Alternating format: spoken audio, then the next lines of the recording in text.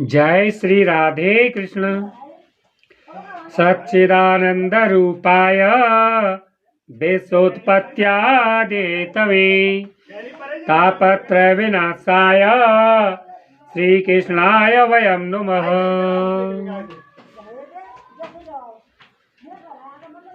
एवं न गाह यज्ञे अस्मिन् समाप्ते श्रोत्रे वेस्तदा।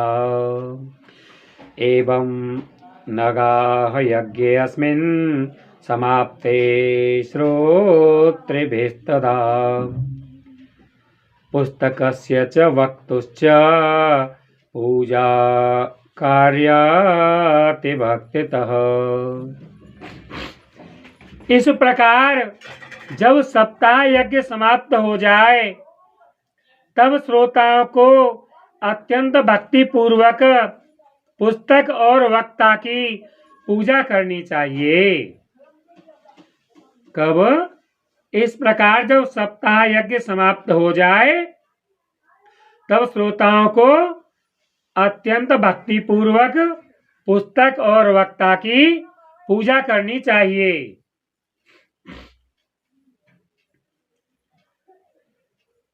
प्रसाद तुलसी माला श्रोत्रेभ्यश्च दीयताम्। मृदंग ताल ललितं कर्तव्यं कीर्तनं ततः।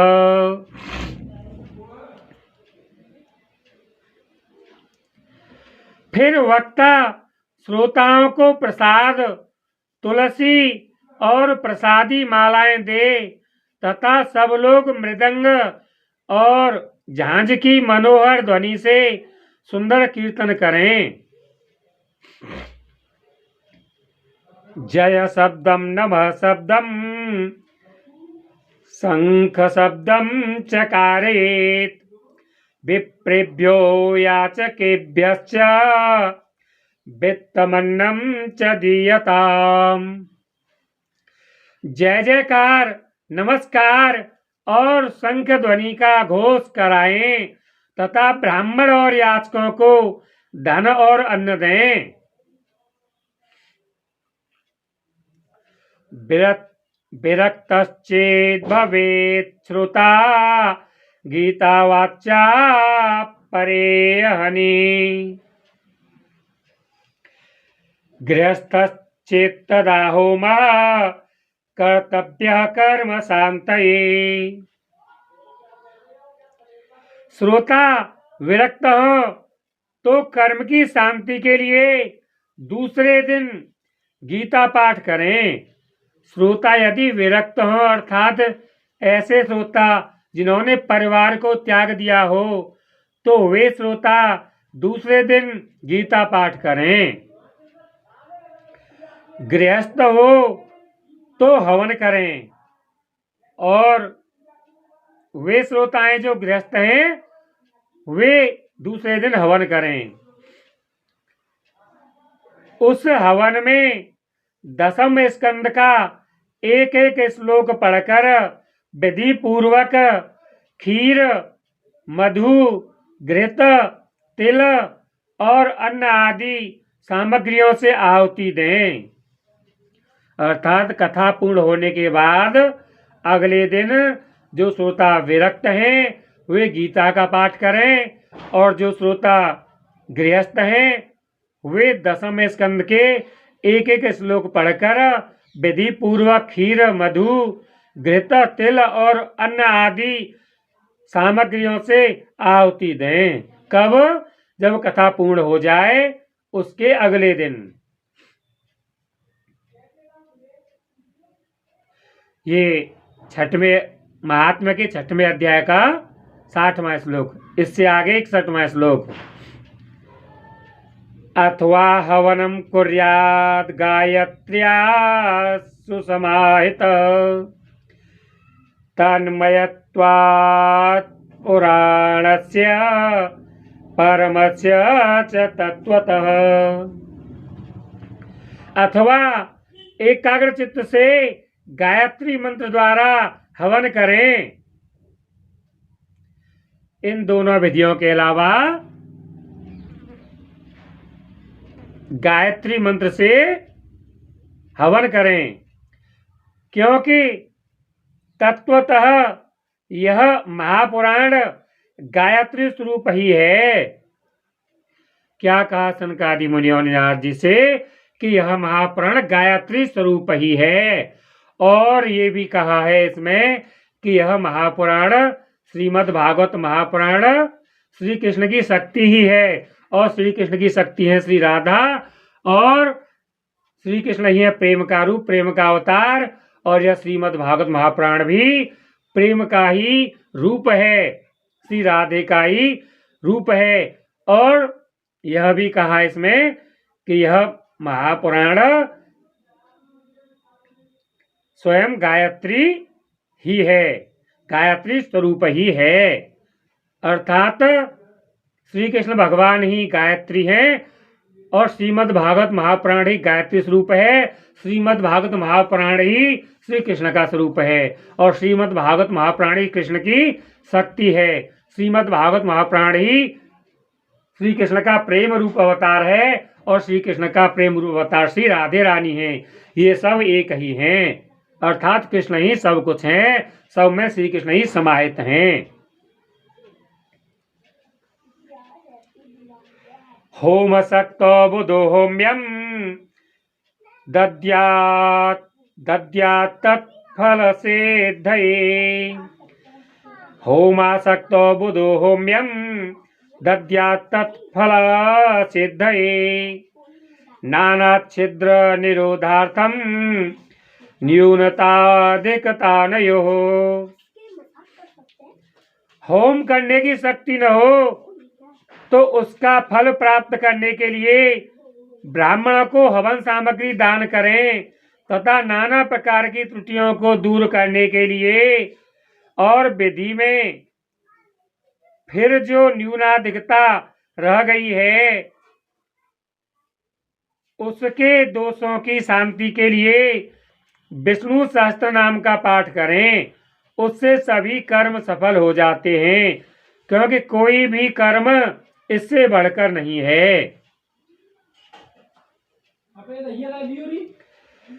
दोषयो प्रसमार्थम च पठेन्नाम सहस्त्रकम् तेन स्यात् सफलम सर्वं नास्त्यस्मादधिकं यतः।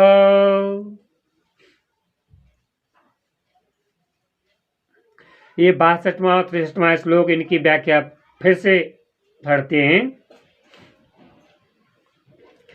होम करने की शक्ति न हो तो उसका फल प्राप्त करने के लिए ब्राह्मण को हवन सामग्री का दान करें, तथा नाना प्रकार की त्रुटियों को दूर करने के लिए और विधि में फिर जो न्यूनाधिकता रह गई हो उसके दोषों की शांति के लिए विष्णु सहस्त्र नाम का पाठ करें। उससे सभी कर्म सफल हो जाते हैं, क्योंकि कोई भी कर्म इससे बढ़कर नहीं है। द्वादश ब्राह्मणान् पश्चात्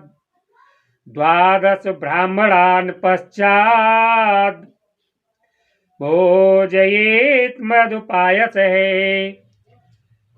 दद्यात् सुवर्णं धेनुं च वृतपूर्णं त्वहेतवे। फिर 12 ब्राह्मणों को खीर और मधु आदि उत्तम उत्तम पदार्थ खिलाएं, तथा व्रत की पूर्ति के लिए गौ और स्वर्ण का दान करें। शक्तोपलत्रयमितं स्वर्ण सिंहं विधाय च तत्रास्य पुस्तकं स्थाप्यं लिखितं ललिताक्षरम्।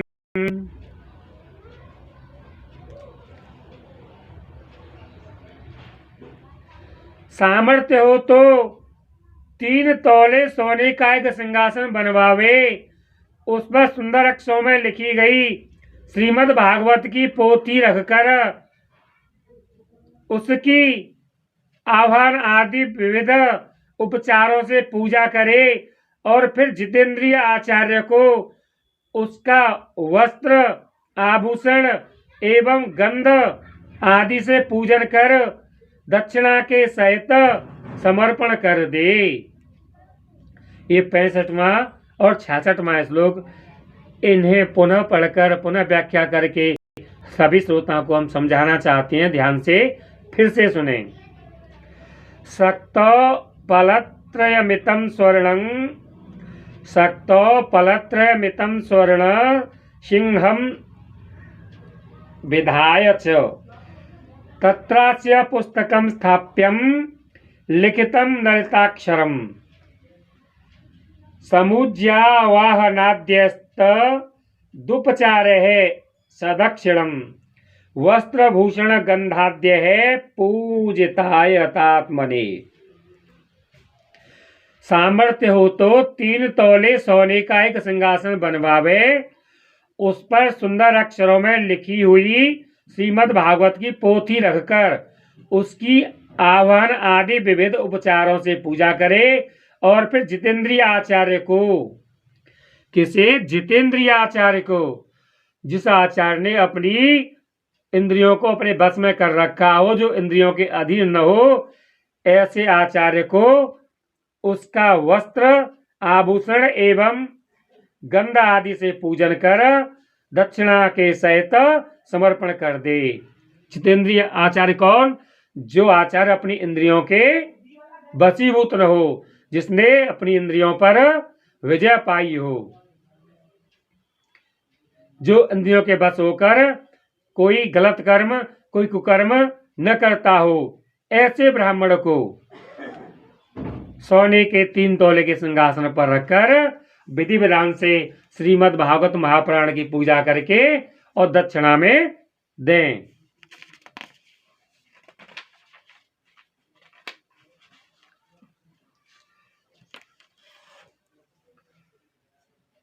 आचार्याय सुधीर दत्वा मुक्त स्याद् भव बंधने एवं कृते विधाने च सर्व पाप निवारणे। यों करने से इस प्रकार भागवत पुराण का, श्रीमद् भागवत महापुराण का दक्षिणा स्वरूप आचार्य को भेंट करने से वह बुद्धिमान दाता, दान करने वाला जन्म मरण के बंधनों से मुक्त हो जाता है। यह सप्ताह परायण की विधि सब पापों की निवृत्ति करने वाली है। इसका इस प्रकार ठीक ठीक पालन करने से यह मंगलमय भागवत पुराण अभीष्ट फल प्रदान करता है तथा अर्थ, धर्म, काम और मोक्ष चारों की प्राप्ति का साधन हो जाता है, इसमें संदेह नहीं। ये 67 और 68वां श्लोक पुनः पाठ कर पुनः व्याख्या करते हैं ताकि श्रोताओं की समझ में भली भांति आ जाए। आचार्याय सुधीर दत्वा मुक्त स्याद् भव बंधने एवं कृते विधाने च सर्व पाप निवारणे फलदं स्यात् पुराणं तो श्रीमद् भागवतं शुभम धर्म कामार्थ मोक्षाणां साधनं स्यान्न संशयः। यों इस प्रकार करने से श्रीमद् भागवत महापुराण का श्रेष्ठ आचार्य को दक्षिणा स्वरूप भेंट करने से वह बुद्धिमान दाता जन्म मरण के बंधनों से मुक्त हो जाता है। यह सप्ताह परायण की विधि सब पापों की निवृत्ति करने वाली है। इसका इस प्रकार ठीक ठीक पालन करने से यह मंगलमय भागवत पुराण अभिष्ट फल प्रदान करता है तथा अर्थ, धर्म, काम और मोक्ष चारों की प्राप्ति का साधन हो जाता है, इसमें संदेह नहीं। कुमाराऊचो सनकादि कहते हैं, इत्ते कथितं सर्वं किं भूय श्रोतुमिच्छसे श्रीमद्भागवतेनैव भोक्ति मुक्ति करे स्थिते। सनकादि महाराज कहते हैं, हे नारद जी, इस प्रकार तुम्हें यह सप्ताह श्रवण की विधि हमने पूरी पूरी सुना दी। अब और क्या सुनना चाहते हो? इस श्रीमद् भागवत से भोग और मोक्ष दोनों ही हाथ लग जाते हैं। भोग और मोक्ष अर्थात इस मृत्युलोक के बचे हुए जीवन में भोगों की प्राप्ति होती है और इस मृत्युलोक के जीवन को त्यागने के बाद मोक्ष की प्राप्ति होती है। ऐसा सनकादि मुनि नारद जी से कहते हैं।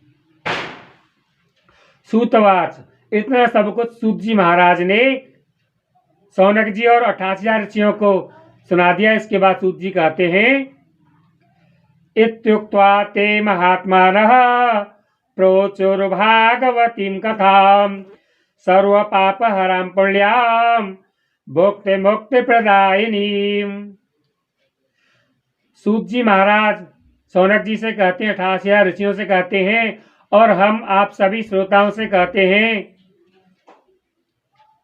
तो सूत जी महाराज कहते हैं, हे सौनक जी, हम आप सभी श्रोताओं से कहते हैं, हे हमारे YouTube चैनल कृष्ण कृपा राधे कृपा के समस्त श्रोताओं, यों कहकर महामुनि सनकादि ने 1 सप्ताह तक विधि पूर्वक इस सर्व पाप नाशिनी परम पवित्र तथा भोग और मोक्ष प्रदान करने वाली भागवत कथा का प्रवचन किया।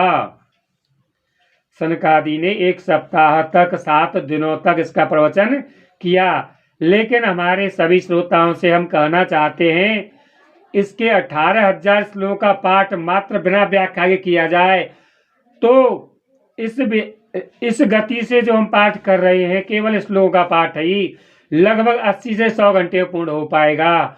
और व्याख्या सहित जिस गति से हम पाठ कर रहे हैं, इस गति से लगभग 400 से 600 घंटों में इस श्रीमद् भागवत महापुराण का पाठ लगभग 400 से 600 घंटों के मध्य हो पाएगा।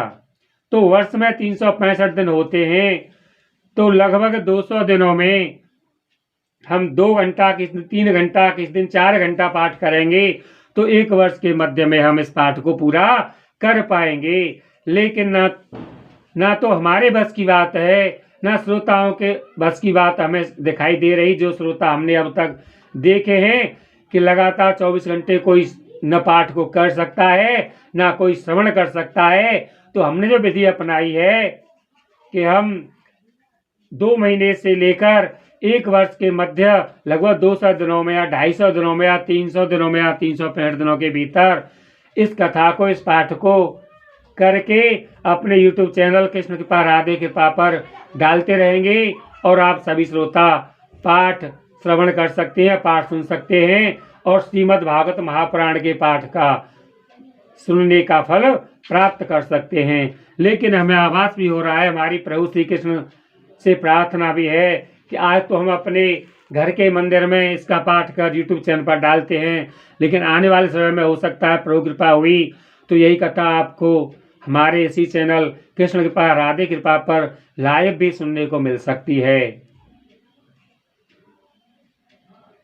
और शायद इसका समय हमारी इच्छा से अभी हम सोच रहे हैं कि लगभग 2 बजे से हमारी इच्छा है कि हम पाठ लाइव में क्या करेंगे यदि प्रभु कृपा हम पर हो गई तो सब प्राणियों ने नियम पूर्वक इसे श्रवण किया। जब सनकादि मुनियों ने हरिद्वार में आनंद घाट पर सनकादि मुनियों ने इस कथा को सुनाया तो सभी श्रोताओं ने इसे नियम पूर्वक इसे सुना। इसके पश्चात उन्होंने विधि पूर्वक भगवान पुरुषोत्तम की स्तुति की। ये 70वां और 71वां श्लोक इसे पुनः बोलते हैं, पुनः व्याख्या भी करेंगे। इत्युक्त्वा ते महात्मानः प्रोचुर्भागवतीं कथां सर्व पाप हरां पुण्यां भक्ति मुक्ति प्रदायिनीं शृण्वतां सर्वभूतानां सप्ताहं नियतात्मनां यथा विदितो देवं तुष्टुः पुरुषोत्तमम्। तो यों कहकर सूत जी महाराज ने सौनक जी से ऐसा कहकर महामुनि सनकादि ने 1 सप्ताह विधि पूर्वक सर्व पापनाशिनी परम पवित्र सर्व पापनाशिनी अर्थात हम स्वयं और सभी श्रोताओं ने जितने जितने जैसे जैसे इस जन्म में या पूर्व जन्मों में पिछले जन्मों में जानकर या अनजाने में जो पाप किए हैं, सारे पाप इस श्रीमद् भागवत महापुराण के श्रवण करने से नष्ट हो जाते हैं। इस समस्त पापों को नष्ट करने वाली अमृतमयी सुखसार श्रीमद् भागवत महापुराण के परम पवित्र तथा भोग और मोक्ष प्रदान करने वाली भागवत कथा का प्रवचन किया। सब प्राणियों ने नियम पूर्वक इसे श्रवण किया। इसके पश्चात उन्होंने विधि पूर्वक भगवान पुरुषोत्तम की स्तुति की। हम देख पा रहे हैं कि आज 12 नवंबर 2023 को दीपावली का दिन है।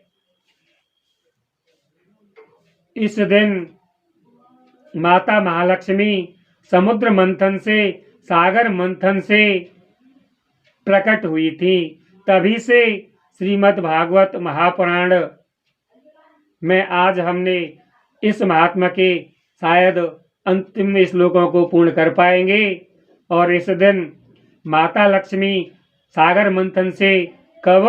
कार्तिक मास के कृष्ण पक्ष को बीतने के बाद जो अमावस्या, कृष्ण पक्ष का अंतिम दिन जो अमावस्या तिथि का होता है, कार्तिक मास की अमावस्या तिथि के दिन माता लक्ष्मी समुद्र मंथन से प्रकट हुई थी। तभी से यह दीपावली नाम का पर्व पृथ्वीलोक में मनाया जाने लगा।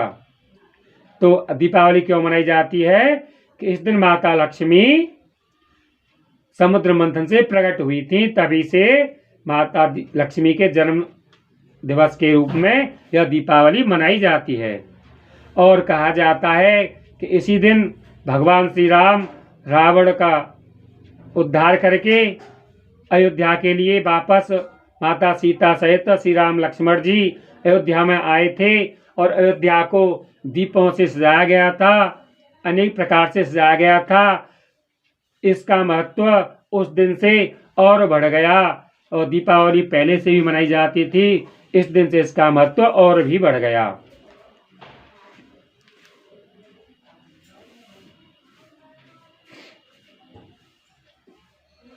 आगे 72वां श्लोक। लेकिन हम अपने सभी श्रोताओं से पुनः प्रार्थना करते हैं कि अब जो हम पाठ यूट्यूब चैनल पर कृष्ण कृपा राधे कृपा चैनल पर बनाकर डालते हैं, उसके सुनने में श्रोताओं की हमें सुनने की स्थिति कम दिखाई दे रही है। क्योंकि कलयुग इस श्रीमद् भागवत महापुराण को सुनने में बाधा उत्पन्न करता है और स्वयं श्रोता के पाठ करने में ही बाधा उत्पन्न करता है। लेकिन श्री हरि की शरण में जाकर उनसे कहकर, हे श्री हरि, हे श्री कृष्ण भगवान, हे श्री राधे रानी, हे लक्ष्मी माता, हम आपके भक्त हैं, सेवक हैं, हमें आशीर्वाद दें, हमें वरदान दें कि हम निर्विघ्न होकर इस श्रीमद् भागवत महापुराण का हम पाठ करें और श्रोता कहें कि हम पाठ श्रवण करें। ऐसा आशीर्वाद, ऐसा वरदान श्री हरि, विष्णु माता लक्ष्मी और राधे कृष्ण भगवान ऐसा वरदान दें, ताकि समय से बिना विघ्न के प्रेम पूर्वक भक्ति पूर्वक इसका पाठ हम करते रहें और श्रोता सुनते रहें और श्रोता लगातार बढ़ते रहें। और जो श्रोता अब कुछ दिनों में जुड़े हैं, उनसे हमारा अनुरोध है, हमारी प्रार्थना है कि वे इस भाग को सुनने के बाद पुनः प्रथम भाग से इस कथा को सुनना प्रारंभ कर दें, ताकि 2 घंटे 3 घंटे प्रथम भाग से रोजाना सुनेंगे तो 2-3 दिन में आप हमारे साथ इस अगले 11वें भाग के बाद 12वें भाग को साथ ही साथ सुनते चलते हमारे साथ सुनते चलते रहेंगे। तदंते ज्ञान वैराग्य भक्ति नाम पुष्टता परा तारुण्यम परमं चाभूत सर्वभूत मनोहरम। कथा के अंत में ज्ञान, वैराग्य और भक्ति को बड़ी पुष्टि मिली और वे तीनों एकदम तरुण होकर सब जीवों का चित्त अपनी ओर आकर्षित करने लगे।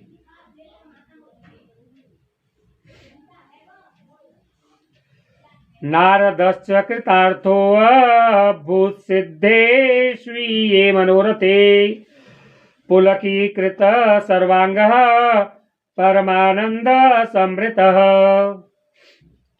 अपना मनोरथ पूरा होने से नारद जी को भी बड़ी प्रसन्नता हुई। उनके सारे शरीर में रोमांच हो आया और वे परम आनंद से पूर्ण हो गए। एवं कथां समाकर्ण्य नारदो भगवत प्रियः प्रेमगद गदयावाचा तानुवाच कृतांजलिः। इस प्रकार कथा श्रवण कर भगवान के प्यारे नारद जी हाथ जोड़कर प्रेम गदगद वाणी से सनकादि से कहने लगे। नारदवाच, नारद जी कहते हैं, धन्योऽस्म्यनुगृहीतोऽस्मि भवद्भिः करुणापरैः अद्य मे भगवान् लब्धः सर्वपापहरो हरिः।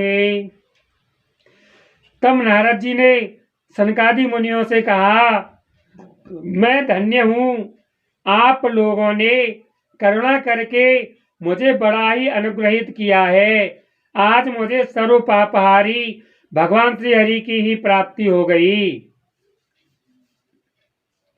नारद जी ने क्या कहा, इस श्रीमद् भागवत महापुराण के श्रवण करने से और पाठ सुनने से और सुनवाने से मुझे स्वयं श्री हरि की ही प्राप्ति हो गई। अर्थात सभी श्रोताओं को भी यही जान लेना चाहिए कि इसके पाठ करने से, इसके पाठ सुनने से स्वयं श्री हरि की ही प्राप्ति हो जाती है। अर्थात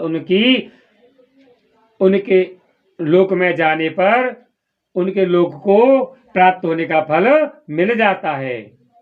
उनके लोक श्री हरि के लोक वैकुंठ की प्राप्ति, वैकुंठ में जाने का सुअवसर प्राप्त हो जाता है।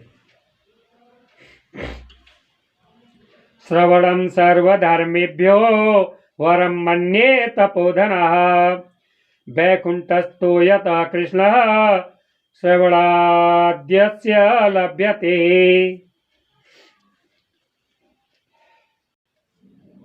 तपोधनो, नारद जी कहते हैं उन सनकादि मुनियों के लिए तपोधनो अर्थात तपोधन, जिसके पास तपस्या रूपी धन विशेष हो उन्हें तपोधन कहते हैं। सनकादि के लिए नारद जी तपोधन शब्द का प्रयोग कर रहे हैं। तपोधनो, मैं श्रीमद् भागवत श्रवण को ही सब धर्मों से श्रेष्ठ मानता हूँ।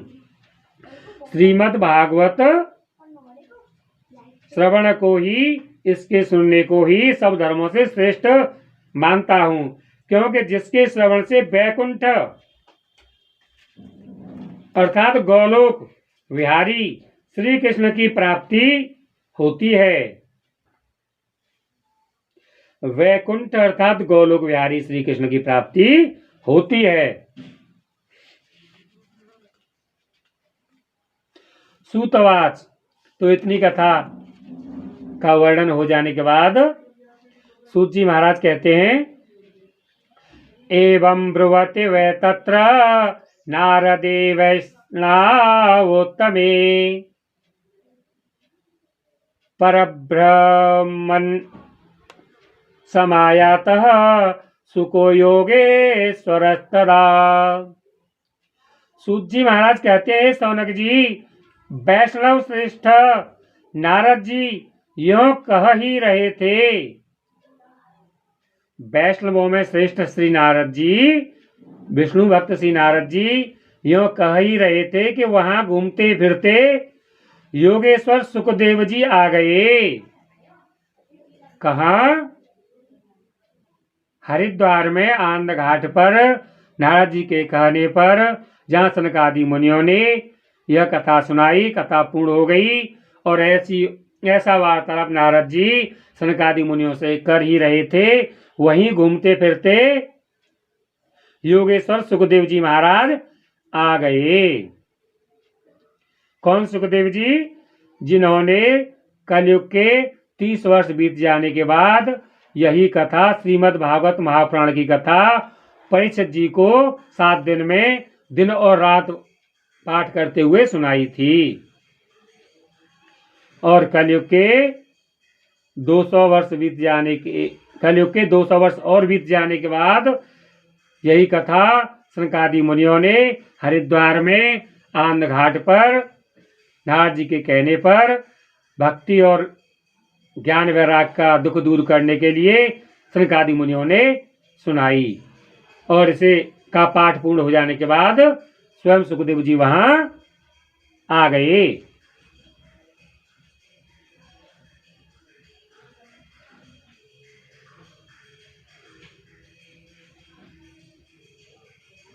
तत्रायय षोडश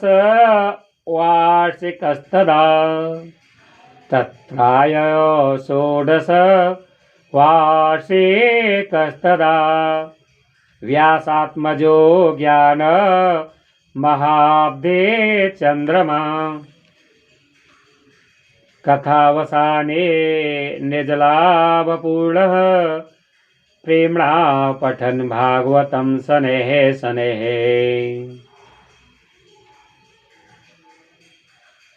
कथा समाप्त होते ही व्यास नंदन श्री सुखदेव जी वहां पधारे। 16 वर्ष की सी आयु थी। श्री सुखदेव जी महाराज की 16 वर्ष की सी आयु थी। आत्मलाभ से पूर्ण ज्ञान रूपी महासागर का संवर्धन करने के लिए चंद्रमा के समान वे प्रेम से धीरे धीरे श्रीमद् भागवत का पाठ कर रहे थे। तो कथा समाप्त होते ही व्यास नंदन श्री सुखदेव जी वहां पधारे। 16 वर्ष की सी आयु आत्मलाभ से पूर्ण ज्ञान रूपी महासागर का संवर्धन करने के लिए चंद्रमा के समान वे प्रेम से धीरे धीरे श्रीमद् भागवत का पाठ कर रहे थे। अर्थात वे चलते फिरते श्रीमद् भागवत के श्लोकों का ही पाठ करते चले आ रहे थे।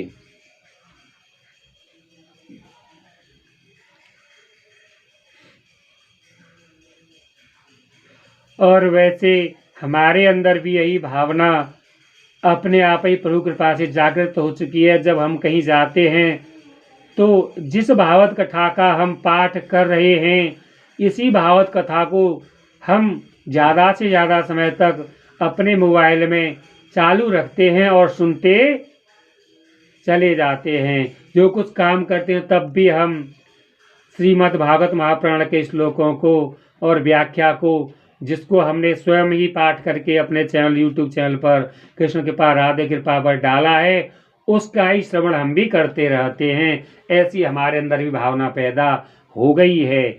और लेकिन सुखदेव जी महाराज तो इन श्लोकों को स्वयं बोलते चले आ रहे थे, क्योंकि हमें अभी ये श्लोक कंठस्थ नहीं है।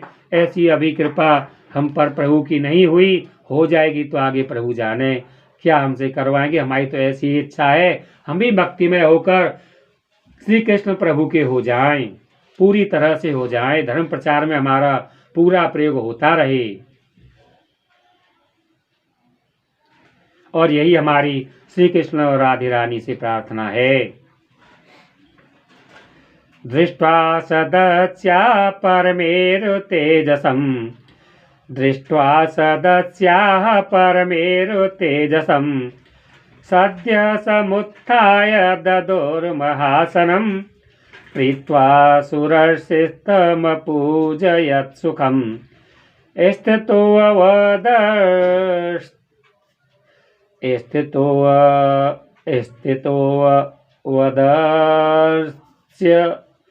स्थितोऽवदर्श्य श्रृणुतामलां गिरिम्।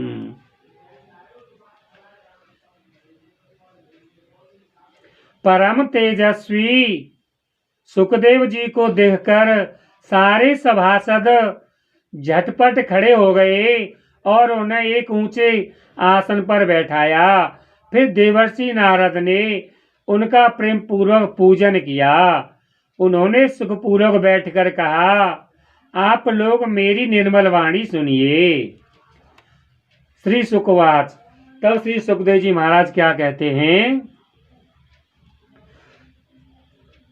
श्री कृष्ण गोविंद हरे मुरारे, हे नाथ नारायण वासुदेवा, निगमकल्पतरुर्गलितं फलम्, निगमकल्पतरुर्गलितं फलम्, सुखमुखादमृतद्रवसंयुतं, पितव भागवतं रसमालयम्, मुहुरहो रसिका भुवि भावुकाः।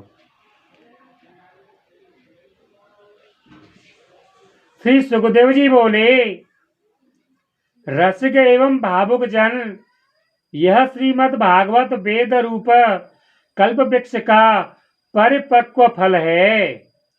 सुखदेव जी महाराज ने क्या कहा? यह श्रीमद् भागवत वेद रूप, चारों वेदों का रूप कल्प वृक्ष का परिपक्व फल है। कल्प वृक्ष कौन?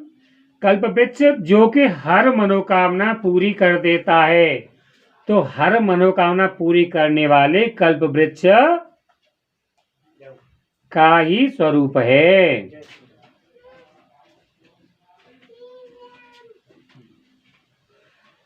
तो कल्प वृक्ष का फल है। सुखदेव जी महाराज ने श्रीमद् भागवत महापुराण के लिए क्या कहा? यह श्रीमद् भागवत वेद रूप कल्प वृक्ष का परिपक्व फल है। कल्प वृक्ष जो हर मनोकामना को पूर्ण करता है, उस मनोकामना पूर्ण करने वाले वृक्ष का फल है। क्या? यह श्रीमद् भागवत महापुराण। श्री सुख देव रूप सुख के मुख का संयोग होने से, श्री सुखदेव रूप सुख के मुख का संयोग होने से अमृत रस से परिपूर्ण है। यह रस ही रस है। यह रस ही रस है। इसमें न छिलका है न गुठली है। यह इसी लोक में सुलभ है। यह इसी लोक में सुलभ है। क्या कहा सुखदेव जी ने? यह इसी लोक में सुलभ है। अर्थात यह सुखसार, यह श्रीमद् भागवत महापुराण इस मृत्यु लोक में ही सुलभ है। इसे दूसरे लोक में नहीं सुना जा सकता। इसको तो सुनने के लिए भी देवों को भी मृत्यु लोक पर ही आना पड़ता है, और यह तो इस मृत्यु लोक पर ही सुलभ है, जो कि श्रीमद् भागवत महापुराण है। जब तक शरीर में चेतना रहे तब तक आप लोग बार बार इसका पान करें। सुखदेव जी महाराज क्या कहते हैं? जब तक शरीर में चेतना रहे आप इसका ही बार बार पान करें, बार बार इसका श्रवण करें। उन सभी श्रोताओं से ऐसा सुखदेव जी कह गए। तो हम भी आप सभी श्रोताओं से कहते हैं, जब तुम्हारा मृत्युलोक में जन्म लेने के कर्तव्य लगभग पूर्ण हो जाएं, तब तक आप व्यवसाय भी कीजिए और इस कथा का श्रवण भी कीजिए। लेकिन जब तुम्हारे पुत्र उत्तराधिकारी काम करने में योग्य हो जाएं, तब बचे हुए जीवन में इसका ही पाठ करें या सुनें। यदि पाठ करने का अधिकार है तो पाठ करें, यदि पाठ करने का अधिकार नहीं है तो इसका पाठ सुने, श्रवण करें। इस कलयुग के आज के समय में तो श्रीमद् भागवत महापुराण को सुनने की एक ऐसी अच्छी व्यवस्था भी प्रभु कृपा से हो चुकी है। क्या? YouTube चैनल पर इसका पाठ सुना जा सकता है।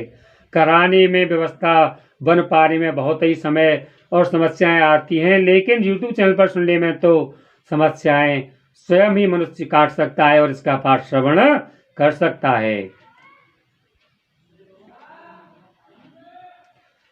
श्री कृष्ण गोविंद हरे मुरारे, हे नाथ नारायण वासुदेवा। धर्म प्रोज्जित केतवो अत्र परमो, निर्मत्सराणां सतां वेदम्। वास्तवमत्र वस्तु शिवदं तापत्रयोन्मूलनम्।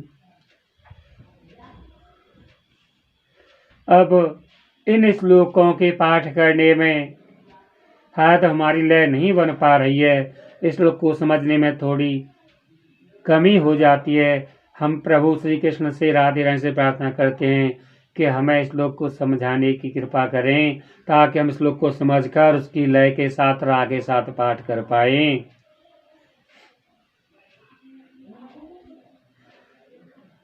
धर्म प्रोचित केतवो अत्र परमो, निर्मत्सराणां सतां वेद्यम्।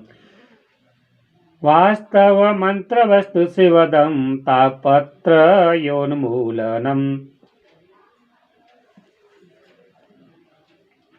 ये 80वां श्लोक पूरा हुआ। इसकी व्याख्या। तब श्री सुखदेव जी बोले, रसिक एवं भावुक जन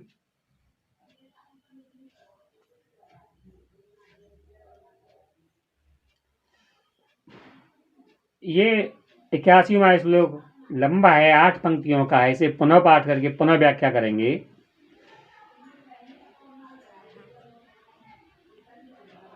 धर्म प्रोज्जित केतवो अत्र परमो, निर्मत्सराणां सतां वेद्यम्।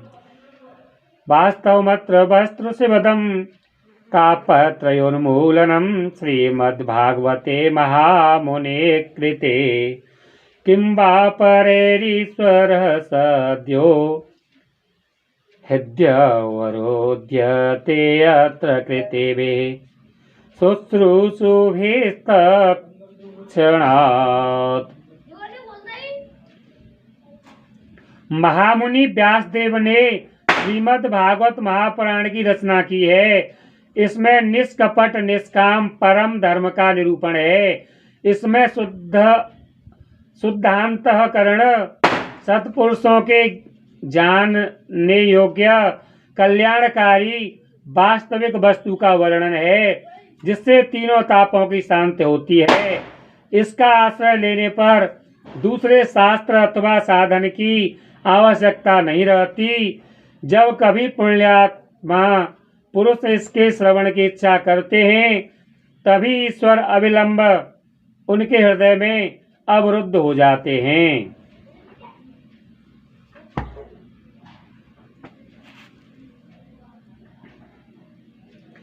श्रीमद्भागवतम पुराण तिलकम, श्रीमद्भागवतम पुराण तिलकम यद्वैष्णवानां धनम, यस्मिन् पारमहंस्यमेव ममलं ज्ञानं परं गीयते, यत्र ज्ञान विराग भक्ते संयुतं नैष्कर्म्यमाविष्कृतं तच्छृण्वन् प्रपठन् विचारण परो भक्त्या विमुच्ये नरः।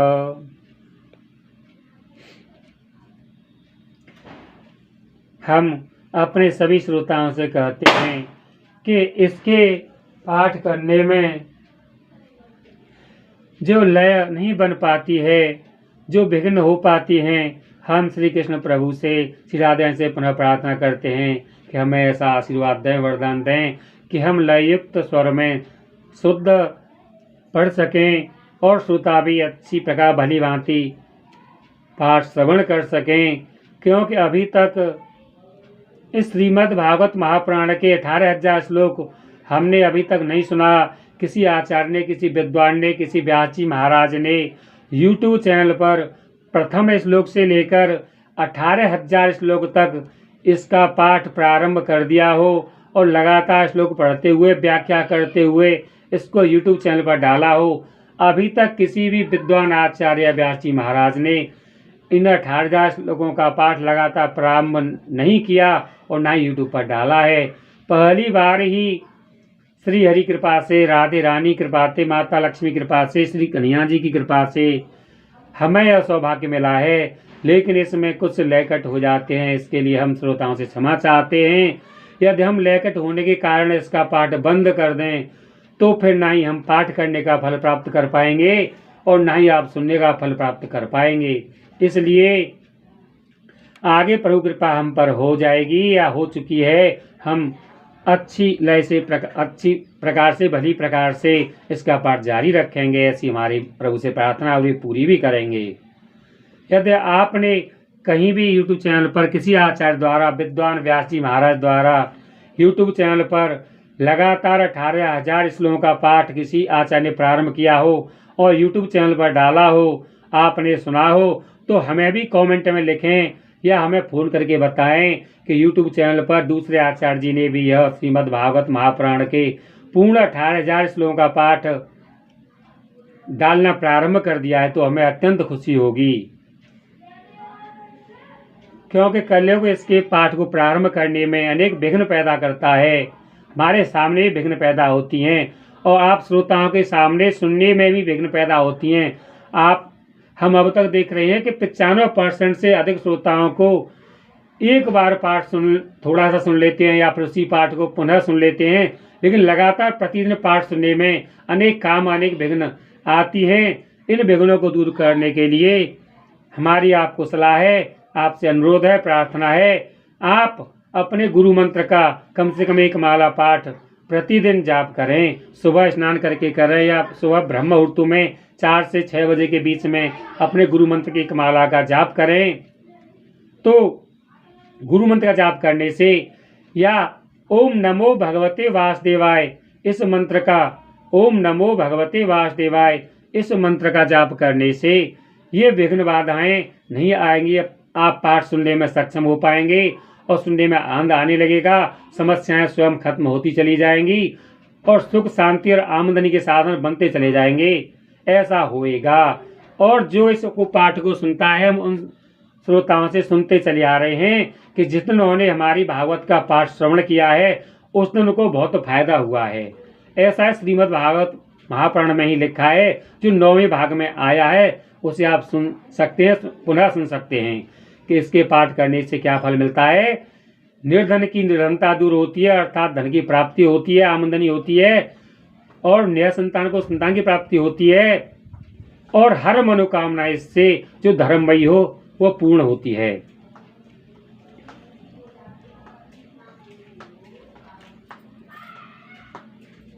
स्वर्गे सत्त्वे च कैलासे वैकुंठे नास्त्ययम् रसः अतः पिबन्तो सद्भाग्या मामुञ्चत करहिचित्। ये 82वां श्लोक और 83वां श्लोक, इसकी व्याख्या आप सुनिए प्रेम से। यह भागवत पुराणों का तिलक, यह भागवत महापुराण पुराणों का तिलक और वैष्णवों का धन है।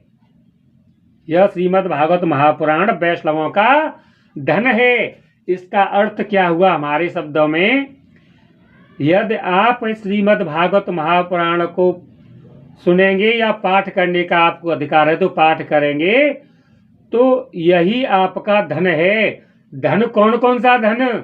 यही मुद्रा रूपी धन, रुपया रूपी धन है, यही सोना रूपी धन है, यही चांदी रूपी धन है, यही संतान रूपी धन है, यही भवन रूपी धन है। सभी प्रकार का धन यह श्रीमद् भागवत महापुराण है।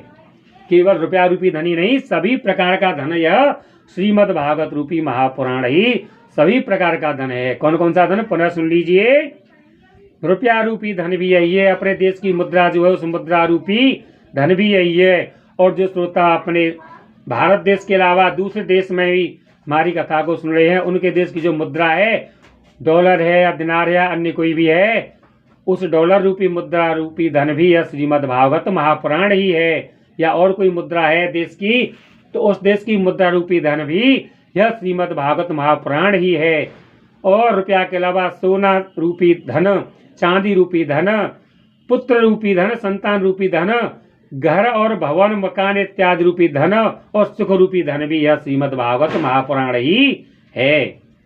इसे आप सुनिए और आप हमारी कथा से प्रोत्साहित हो रहे हैं, प्रसन्न हो रहे हैं तो कमेंट में हमें अवश्य लिखिए कि हम आपकी कथा को सुनने से प्रसन्न होते हैं।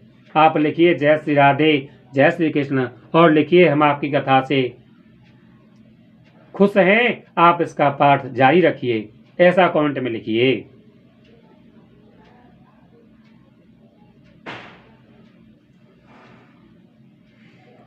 तो यह भागवत पुराणों का तिलक और वैष्णवों का धन है। इसमें परमहंसों के प्राप्य विशुद्ध ज्ञान का ही वर्णन किया गया है तथा ज्ञान वैराग्य और भक्ति के सहित निवृत्ति मार्ग को प्रकाशित किया गया है। जो पुरुष भक्ति पूर्वक इसके श्रवण, पठन और मनन में तत्पर रहता है, पठन, श्रवण और मनन हमने पाठ कर लिया, आप लोगों ने सुन लिया और हम भी अपने मोबाइल में से सुनते रहते हैं, सुनने के साथ मनन भी करते हैं और मनन के बाद उसको अन्य लोगों के जीवन में उतारने का प्रयास भी करते हैं। इतना सब हो जाने के बाद जो पुरुष भक्ति पूर्वक इसके श्रवण, पठन और मनन में तत्पर रहता है वह मुक्त हो जाता है। यह रस स्वर्गलोक, सत्यलोक, कैलाश और वैकुंठ में भी नहीं है।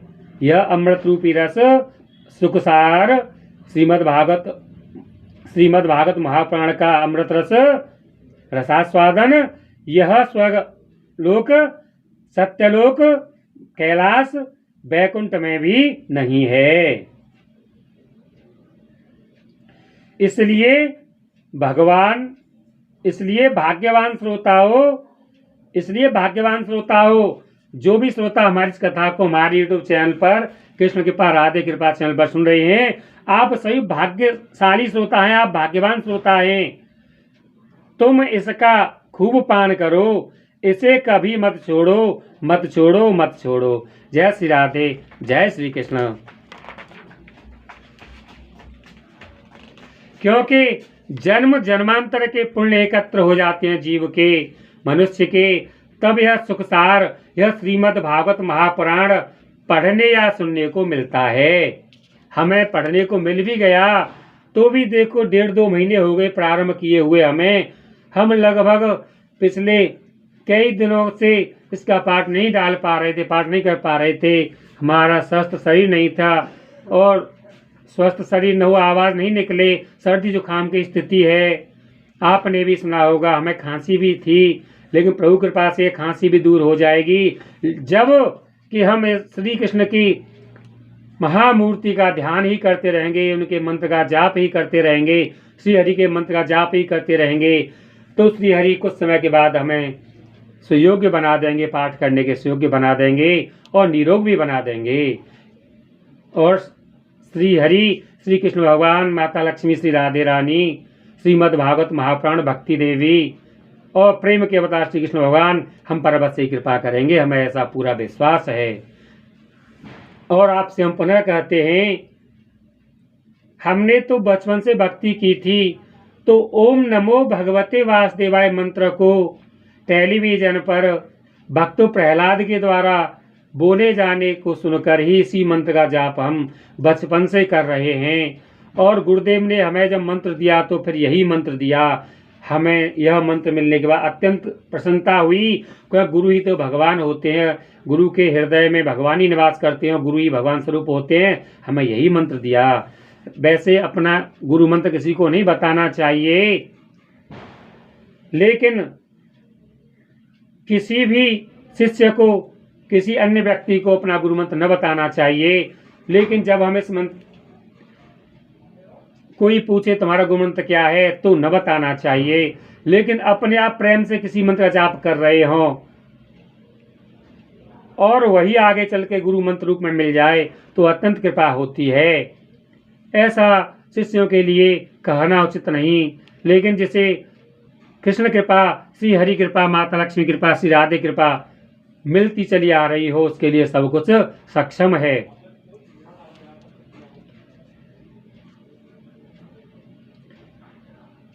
तो आप भी ओम नमो भगवते वासुदेवाय अपने गुरु मंत्र का जाप करने से इन विघ्नों को दूर कर सकते हैं। जो श्रीमद् भागवत महापुराण के सुनने में, श्रवण करने में परेशानियां, कठिनाइयां आ रही हैं, वे सभी कठिनाइयां दूर होंगी, आप पाठ सुन पाएंगे। जय श्री राधे, जय श्री कृष्ण। सूतवाच, आगे सूत जी कहते हैं,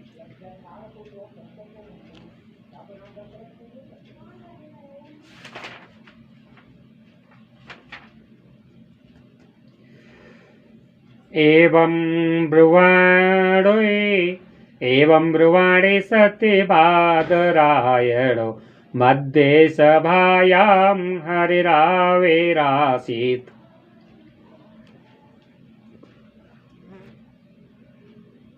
प्रह्लाद बलयुद्ध व फाल्गुनादिभिर्वृतः सुरर्षिस्तमपूजयच्च तान्।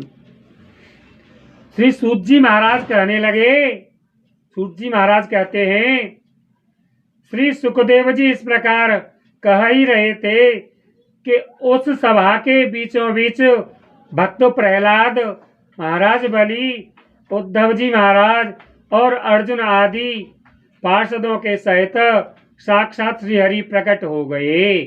तब देवर्षि नारद ने भगवान और उनके भक्तों की यथोचित पूजा की।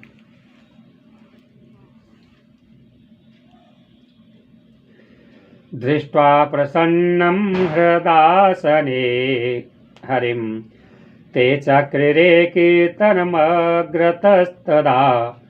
पावो भवान्या कमलाशनस्तो तत्रागमल कीर्तन दर्शनाय। भगवान को प्रसन्न देखकर देवर्षि ने उन्हें एक विशाल सिंहासन पर बैठा दिया और सब लोग उनके सामने संकीर्तन करने लगे। उस कीर्तन को देखने के लिए श्री पार्वती जी के सहित महादेव जी और ब्रह्मा जी भी आए। प्रह्लादस्तालधारी तरल गते तया, प्रह्लादस्तालधारी तरल गते तया, चोद्भवः कास्यधारी वीणाधारी सुसर्षेश्वर कुशलतया, रागकर्तार्जुनो अभूत्। कीर्तन आरंभ हुआ। प्रहलाद जी तो चंचल गति, फुर्तीले होने के कारण करताल बजाने लगे। जब कथा पूर्ण हो गई और ये देव प्रकट हो गए तो क्या हुआ? कीर्तन प्रारंभ हुआ। प्रहलाद जी तो चंचल गति, फुर्तीले होने के कारण करताल बजाने लगे। उद्धव जी ने झांझें उठा ली। देवर्षि नारद वीणा की ध्वनि करने लगे। स्वर विज्ञान, गान विद्या में कुशल होने के कारण अर्जुन राग आलापने लगे। इंद्र ने मृदंग बजाना आरंभ किया। सनकादि बीच बीच में जय घोष करने लगे और इन सब के आगे सुखदेव जी तरह तरह की सारस अंग भंगी करके भाव बताने लगे। जय श्री राधे कृष्ण।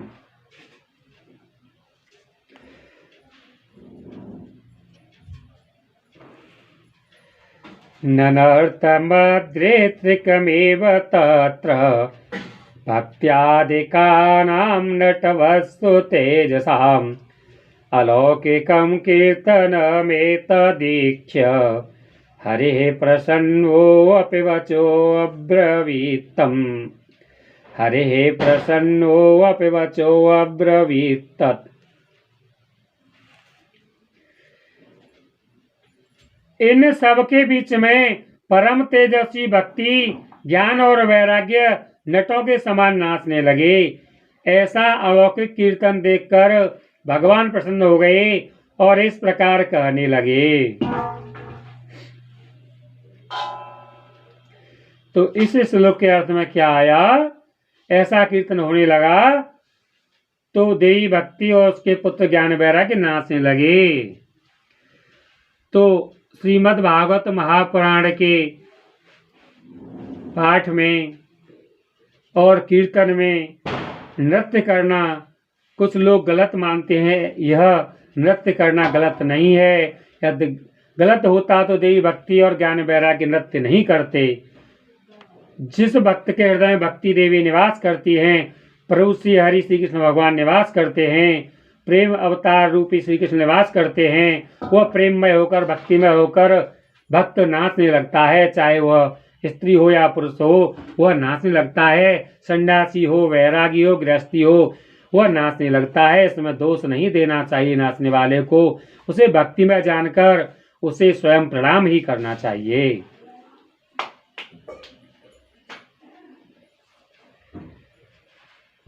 हरे प्रसन्नो अपि मत्तो वरं भागवृताद् विनोध्वम् मत्तो वरं भाववृत्ताद् विनोध्वम् प्रीतकथा कीर्तन तो अस्मि साम्प्रतम् श्रुत्वेति तद्वाक्यमते प्रसन्नाः प्रेमार्द्रचित्ता हरिमोचिरेते। मैं तुम्हारी इस कथा और कीर्तन से बहुत प्रसन्न हूँ। तुम्हारे भक्ति भाव ने इस समय मुझे अपने वश में कर लिया है। अतः तुम लोग मुझसे वर मांगो। भगवान के ये वचन सुनकर सब लोग बड़े प्रसन्न हुए और प्रेमार्ध चित्त से भगवान से कहने लगे। नगाह गाथासु च सर्वभक्तेरे विस्त्वया भाव्यमिते प्रयत्नात् मनोरथोऽयं परिपूरणीयस्तथेते सोक्त्वान्तरदीयताच्युत। नगाह गाथासु च सर्वभक्तैरेभिस्त्वया भाव्यमिति प्रयत्नात् मनोरथोऽयं परिपूरणीयस्तथेति सोक्त्वान्तरदीयताच्युतः। यदि इस श्लोक में कोई भी किसी भी शब्द का कोई भी वर्ण कोई भी अक्षर यदि शुद्ध पाठ नहीं हो पाता तो हम उस लाइन को पुनः पाठ करते हैं या उसी श्लोक को पुनः पाठ करते हैं। लेकिन जहाँ तक है वहाँ तक पूरे श्लोक का हर शब्द, हर वर्ण, हर अक्षर शुद्ध पाठ होना चाहिए, ऐसी हमारी इच्छा है। यदि शुद्ध न पढ़ पाते, कोई वर्ण अशुद्ध पाठ हो जाता है तो उस लाइन को दोबारा पढ़ें या उस श्लोक को ही दोबारा पढ़ें, तब पाठ शुद्ध मान्य होता है। ऐसा ही प्रभु इच्छा थी, ऐसी ही हमारे गुरुदेव की आज्ञा थी, ऐसे ही पाठ कर रहे हैं। लेकिन राह बने या न बने, लेकिन शुद्ध पाठ होना चाहिए, ऐसा पाठ कर रहे हैं।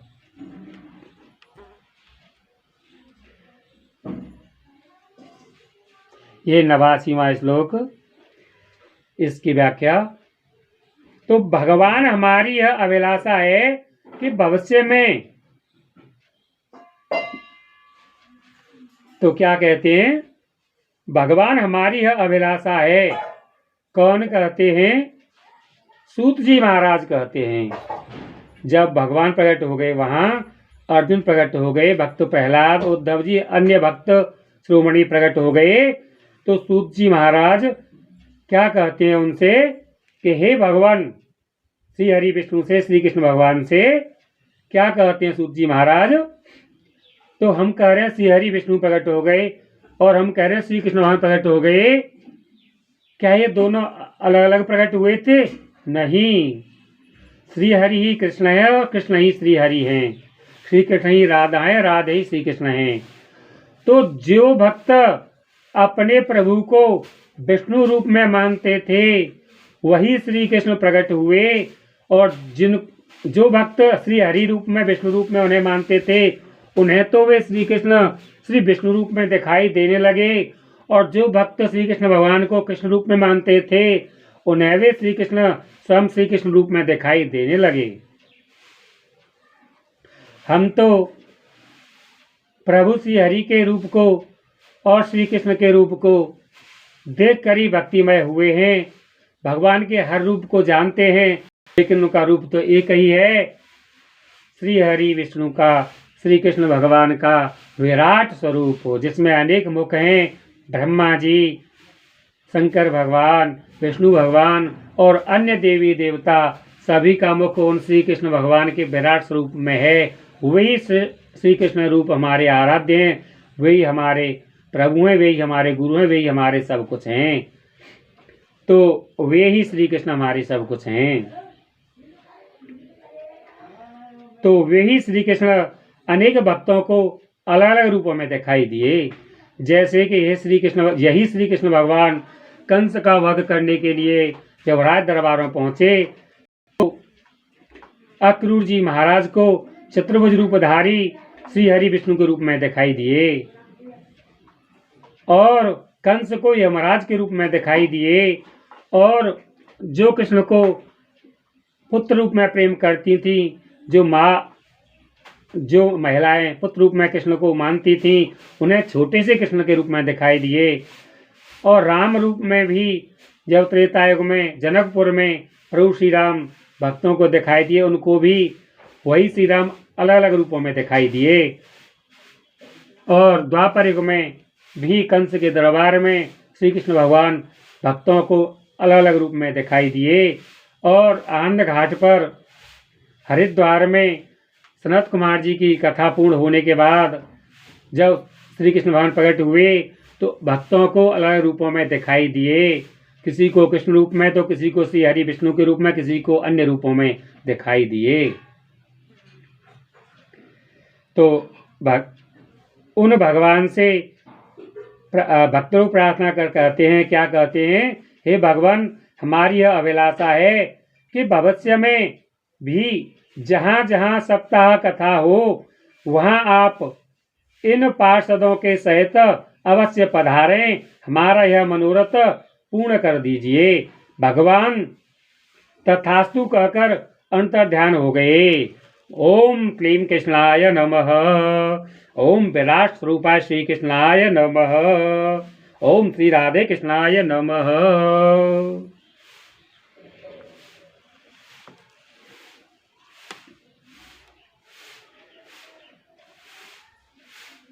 ततो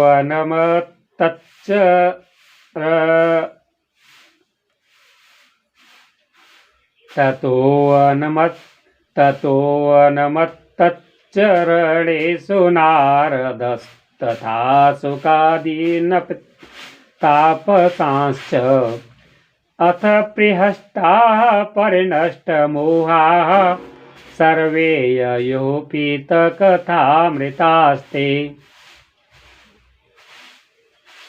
इसके पश्चात नारद जी ने भगवान तथा उनके पार्षदों के चरणों को लक्ष्य करके प्रणाम किया, और फिर सुखदेव जी आदि तपस्वियों को भी नमस्कार किया।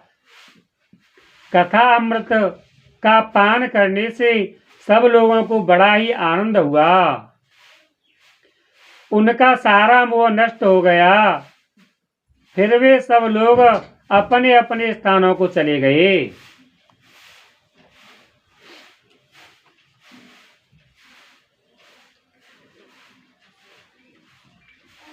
भक्ते सुताभ्याम सरक्षिता सा शास्त्रे स्वकीये अपि तदा सुखेन अतो हरिर्भागवतस्य सेवनात् चित्तं समायाते हे वैष्णवानाम।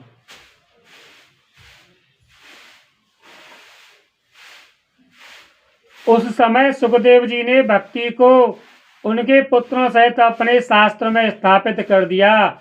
इसी से भागवत का सेवन करने से श्री हरि वैष्णवों के हृदय में आ विराजते हैं।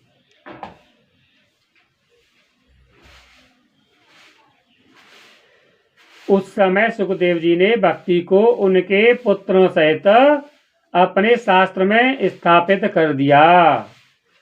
कब? जब सनत कुमार जी ने यह कथा आनंद घाट पर हरिद्वार में सुनाई, सुखदेव जी भी वहां आए और श्री कृष्ण भगवान सबको दर्शन देकर अंतर ध्यान हो गए। तो श्री सुखदेव जी महाराज ने भक्ति देवी को उसके पुत्रों सहित अपने शास्त्र में स्थापित कर दिया। इससे भागवत का सेवन करने से श्री हरि वैष्णवों के हृदय में आ विराजते हैं।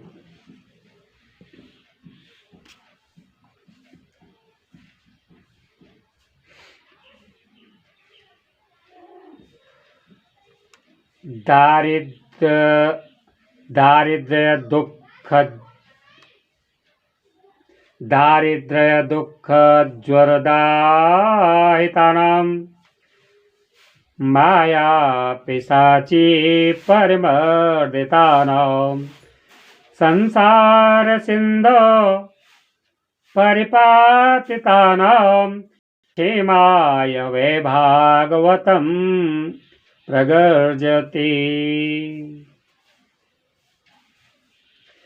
क्षेमाय वै भागवतं प्रगर्जति। जो लोग दरिद्रता के दुख ज्वर की ज्वाला से दग्ध हो रहे हैं, जिन्हें माया पिशाची ने रौंद डाला है, तथा जो संसार समुद्र में डूब रहे हैं, उनका कल्याण करने के लिए श्रीमद् भागवत सिंहनाद कर रहा है। अर्थात हम जो अपने श्रोताओं से बार बार कहते चले आ रहे हैं कि श्रीमद् भागवत कथा का श्रवण करने से आमदनी होती है, धन की प्राप्ति होती है, हर संकट का नाश होता है, हर दुख का नाश होता है। वैसा इस आध्यात्म के 6 अध्याय के 92वें श्लोक में आया। इसे पुनः व्याख्या करके कहते हैं, क्या आया? जो लोग दरिद्रता के अर्थात गरीबी के दुख ज्वर से, गरीबी रूपी बुखार की ज्वाला से दग्ध हो रहे हैं, जिन्हें माया पिशाची ने रौंद डाला है, तथा जो संसार समुद्र में डूब रहे हैं, उनका कल्याण करने के लिए श्रीमद् भागवत सिंहनाद कर रहा है। अर्थात जो मनुष्य इस श्रीमद् भागवत महापुराण का श्रवण करता है या पाठ करता है, उसकी गरीबी तुरंत दूर होने लगती है और दूर हो जाती है। कब से? इस कथा का श्रवण करने से या इस कथा का पाठ करने से। प्रारंभ करते ही दूर होती चली जाती है और दूर हो जाती है। आमदनी के रास्ते खुलते चले जाते हैं और आमदनी होने लग जाती है और होती रहती है। तब सौनक जी ने पूछा, सौनकवाच, लेकिन जो दुर्भाग्य वाला मनुष्य होगा, वह इस भागवत कथा को पढ़ने से चकराएगा, उसका दुर्भाग्य उसे सुनने से रोकेगा और वह कहेगा कि हमें तो सुनने के लिए समय ही नहीं है। ऐसा हम 90% से ज़्यादा लोगों से सुन चुके हैं कि हमें तो समय ही नहीं है इसको सुनने के लिए। लेकिन जिसको समय भक्तिमय होने के बाद निकल आता है या हमारे आग्रह पर हमारी आज्ञा मानकर निकल आता है, उसकी आमदनी तो प्रारंभ होती चली आ रही है। ऐसा हम पिछले दिनों में देखते चले आ रहे हैं। आप भी सभी श्रोताओं से हमारा आग्रह है, इसका श्रवण प्रारंभ कीजिए और लगातार पहले भाग से पाठ को प्रारंभ करके सुनते हुए हमारे इस 11वें भाग को अब सुन लीजिए। हमारे इस 11वें भाग को तो पूरा करके सुन लीजिए और पुनः पहले भाग से यदि आपने पहले भाग से 11वें तक अभी नहीं सुना है, अब इस 11वें भाग को सुन लीजिए। इसके बाद पहले भाग से प्रतिदिन 2 या 3 घंटे रोज सुनिए, ताकि 2-3 दिन में आप हमारे जितना भाग हम पाठ करके डाल रहे हैं उस भाग तक हमारे साथ सुनते हुए चलते रहें, और आपकी हर समस्या दूर होगी और आमदनी के रास्ते खुल जाएंगे, आमदनी होने लगेगी। ऐसा इस भागवत में भी इस श्लोक में आया, 92वें श्लोक में, और ऐसा हम पहले श्लोक में भी आया है। हम आपसे पहले कह चुके हैं, अब भी पुनः कह रहे हैं कि इसको सुनिए, समय निकालिए। कुछ लोग कहते हैं हमें समय नहीं। अरे काम करते समय दुकानदार दुकान पर बैठे हुए मोबाइल में कथा प्रारंभ करें और कथा सुनते रहें, ग्राहकों को सामान देते रहें। खेती में काम करने वाले या मजदूरी करने वाले लोग अपना काम या मजदूरी करते रहें और मोबाइल में यह कथा चलते रहने दें और सुन भी सकते हैं। यदि ऐसा न किया तो जीवन निकल जाएगा, सुनने के लिए समय नहीं मिल पाएगा।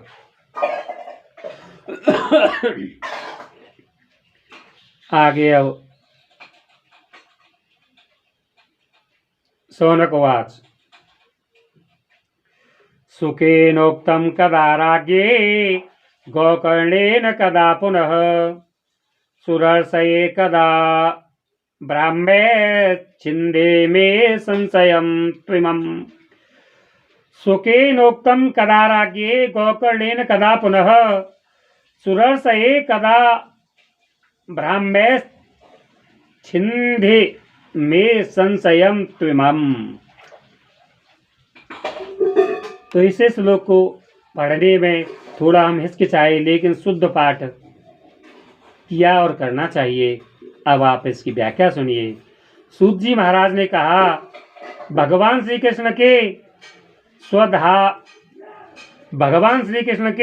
स्वधाम गमन के बाद कलयुग के 30 वर्ष से कुछ अधिक बीत जाने पर भाद्रपद मास की शुक्ल पक्ष की नवमी को श्री सुखदेव जी ने कथा आरंभ की थी। श्री सुखदेव जी ने यह कथा कब प्रारंभ की थी? कलयुग के 30 वर्ष से कुछ अधिक बीत जाने पर, क्योंकि कलयुग प्रारंभ हुआ था चैत्र मास के शुक्ल पक्ष की प्रतिपदा से, जब नवदुर्गा प्रारंभ होती हैं तब से। तो उसके 30 वर्ष बीत जाने के बाद और चैत्र से लेकर भाद्रपद की शुक्ल पक्ष की नवमी, चैत्र के बाद बैसाख, जेठ, आषाढ़, श्रावण, तो यहाँ तक 4 महीने और 15 4.5 महीने और 9 दिन, 4.5 महीने और 9 दिन, यानी 4 महीने और 24 दिन बीत जाने के बाद कलयुग के 30 वर्ष 4 महीने और 24 दिन बीत जाने के बाद यह श्रीमद् भागवत महापुराण की कथा श्री सुखदेव जी महाराज ने परीक्षित महाराज की मुक्ति के लिए भाद्रपद मास की शुक्ल पक्ष की नवमी को यह कथा प्रारंभ की थी। और हमने यह कथा कब प्रारंभ की थी? भाद्रपद मास के कृष्ण पक्ष की एकादशी का व्रत रखने के बाद द्वादशी तिथि को दोपहर लगभग 3 बजे हमने यह पाठ प्रारंभ किया था और कुछ समय बाद इसको YouTube चैनल पर डाल दिया था। और पूर्ण हमको यह भाद्रपद मास के कृष्ण पक्षी एकादशी तक या उससे पहले पूर्ण करना है।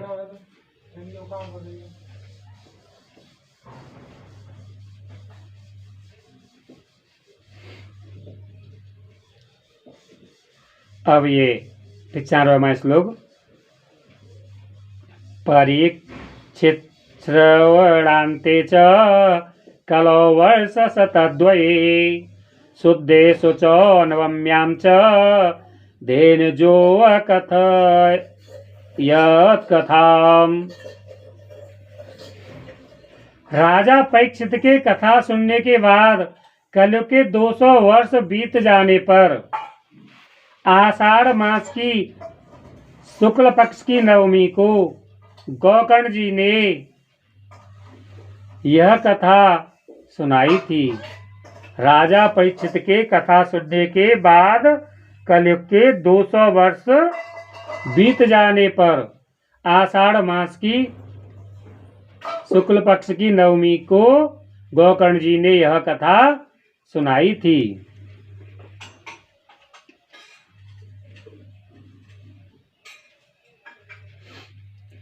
आगे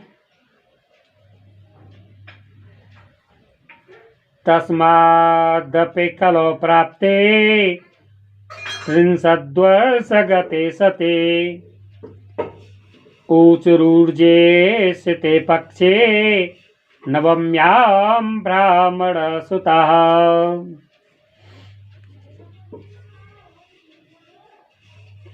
इसके पीछे कलयुग के 30 वर्ष और निकल जाने पर कार्तिक मास के शुक्ल पक्षी नवमी से सनकादि ने कथा आरंभ की थी। सनकादि मुनियों ने कथा आरंभ की थी। तो इसे पुनः दोहराते हैं। कलयुग के 30 वर्ष बीत जाने के बाद यह कथा सुखदेव जी महाराज ने परीक्षित महाराज को सुनाई।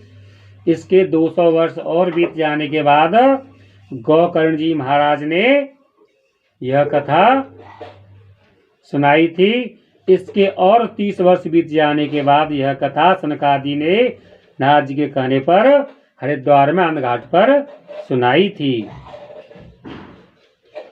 तो पुनः इसे 96वें श्लोक को पुनः व्याख्या पढ़ते हैं कि इसके पीछे कलयुग के 30 वर्ष। इन तीनों की व्याख्या पुनः पढ़ते हैं। कभी कभी ये कथा सुनी गई। श्री कृष्ण के स्वधाम गमन के बाद कलयुग के 30 वर्ष से कुछ अधिक बीत जाने पर भाद्रपद मास की शुक्ल पक्ष की नवमी को सुखदेव जी ने कथा आरंभ की थी। राजा परीक्षित के कथा सुनने के बाद कलयुग के 200 वर्ष बीत जाने पर आषाढ़ मास की शुक्ल पक्षी नवमी को गोकर्ण जी ने यह कथा सुनाई थी। इसके पीछे कलयुग के 30 वर्ष और निकल जाने पर कार्तिक शुक्ला नवमी से सनकादि ने यह कथा आरंभ की थी। यहाँ तक 96वां श्लोक पूर्ण हुआ। तो इसमें यह समझ नहीं आया कि जो गोकर्ण जी ने कथा सुनाई थी तो सुखदेव जी की कथा के 200 वर्ष बीत जाने के बाद यह कथा सुनाई थी, या कलयुग के प्रारंभ होने से 200 वर्ष बीत जाने के बाद यह कथा गोकर्ण जी ने सुनाई थी। लेकिन इसके 30 वर्ष और बीत जाने के बाद यह कथा आनंद घाट पर हरिद्वार में सनकादि ने सुनाई थी। आगे प्रभु कृपा से हम जब जान पाएंगे तो पुनः बताएंगे।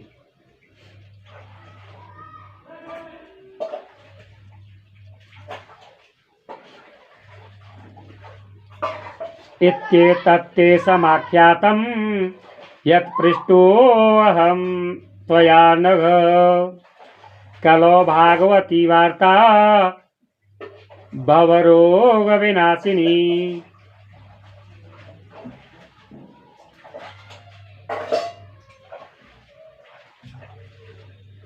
तो अब तक जो भक्ति भाव से हमारे ध्यान में, दिमाग में, भक्ति में, हृदय में आया, उसके अनुसार तो कलयुग के 30 वर्ष बीत जाने के बाद सुखदेव जी ने, इसके 200 वर्ष पश्चात गोकर्ण जी महाराज ने, और इसके 30 वर्ष पश्चात सनत कुमार जी महाराज ने यह कथा सुनाई थी। और कलयुग के 5125 वर्ष बीत जाने के बाद भाद्रपद मास के कृष्ण पक्ष की द्वादशी तिथि को लगभग दोपहर के बाद 3 बजे से हमने इस कथा का पाठ प्रारंभ किया है।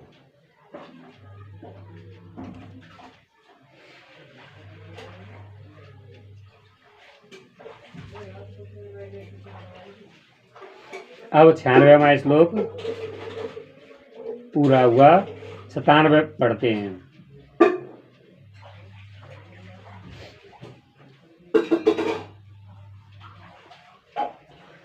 सच्चिदानंद रूपाय विश्वोत्पत्त्यादिहेतवे तापत्रय विनाशाय श्रीकृष्णाय वयं नुमः। इत्येतत्ते समाख्यातं यत्पृष्टोऽहं त्वया नघ कलो भागवती वार्ता भवरोग विनाशिनी।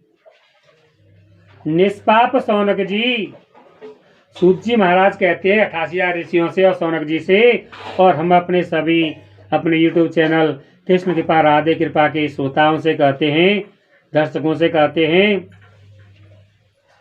क्या कहते हैं, आपने जो कुछ पूछा था उसका उत्तर मैंने आपको दे दिया। ऐसा शौनक जी सभी श्रोताओं से कह रहे हैं। या आपके दिल में भी कोई भाव प्रश्न पूछा जाने वाला होगा तो हम प्रश्न सुनने से पहले ही आपकी शंका का समाधान करते हुए कहते हैं, इस कलयुग में भागवत की कथा भवरोग की रामबाण औषधि है। इस कलयुग में भागवत की कथा भवरोग की रामबाण औषध है। श्री कृष्ण गोविंद हरे मुरारे हे नाथ नारायण वासुदेवा।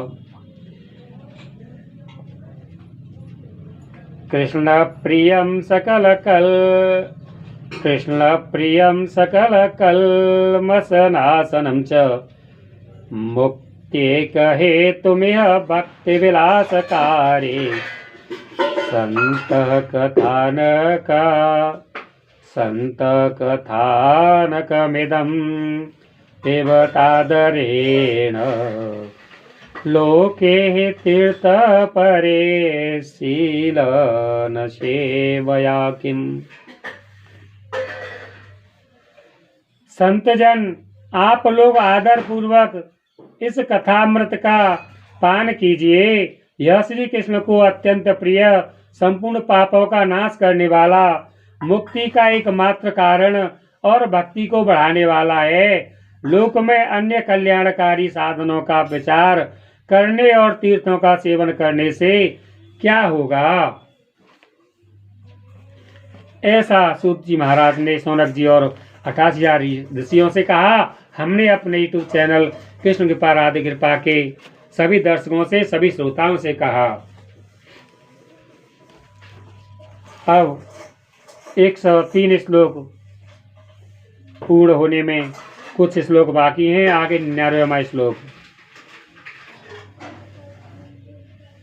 स्वपुरुषमपेवीक्ष्य पाशहस्तं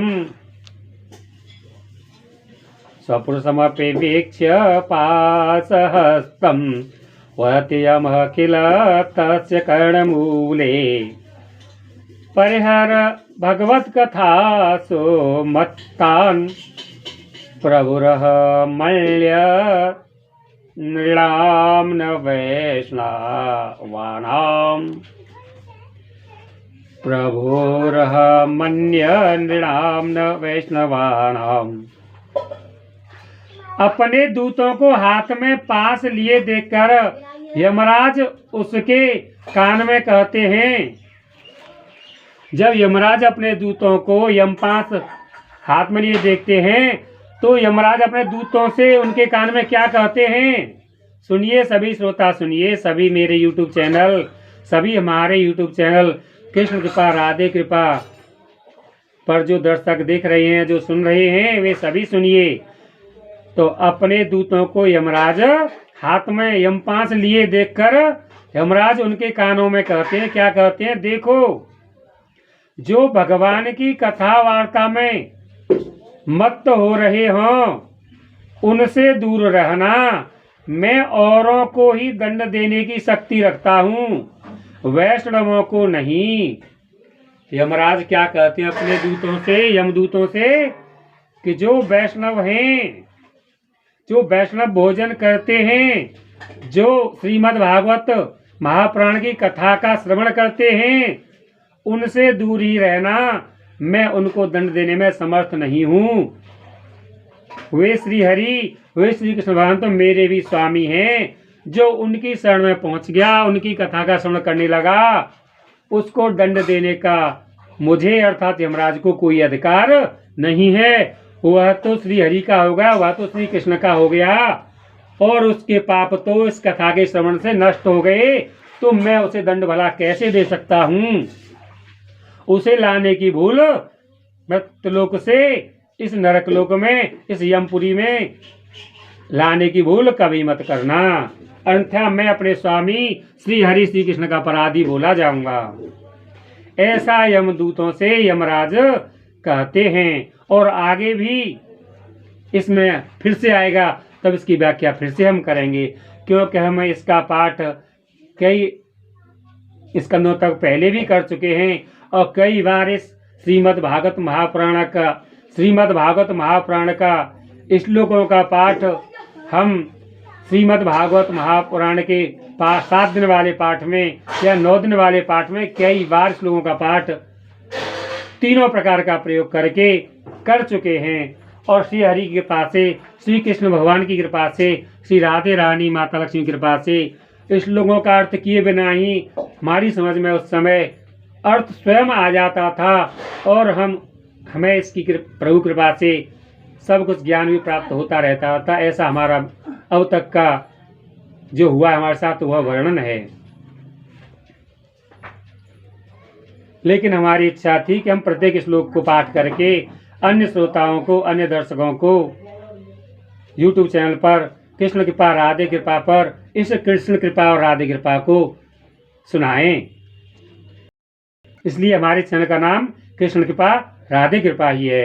इसे जो सुनेगा उस पर ये कृपा अवश्य ही होती है।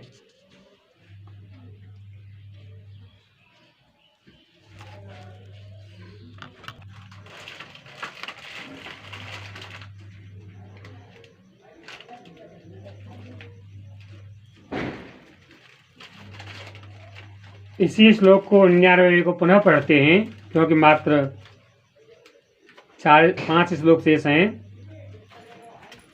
स्वपुरुषमपि वीक्ष्य पाशहस्तं वहति यम किल तस्य कर्णमूले परिहर भगवत कथा सुमत्तान प्रभुरः मन्य नृणाम्न वैष्णवानाम।